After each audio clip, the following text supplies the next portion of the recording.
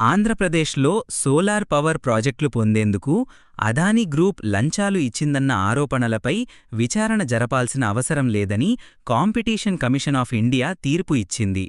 19 పేజీల ఉత్తర్వులను ఇవాళ జారీ చేసింది. అదానీ గ్రూప్ అధినేత గౌతమ్ అదానీ, ఆయన బంధువు సాగర్ అదానీలతో పాటు ఏపీ, తమిళనాడు విద్యుత్ బోర్డులను ప్రతివాదులుగా చేర్చి సీసీఐ విచారణ జరిపింది. ఏపీలో సోలార్ పవర్ ప్లాంట్లు పొందేందుకు గౌతమ్ అదానీ గ్రూప్ లంచాలు ఇచ్చారంటూ అమెరికాలో కేసు నమోదయింది.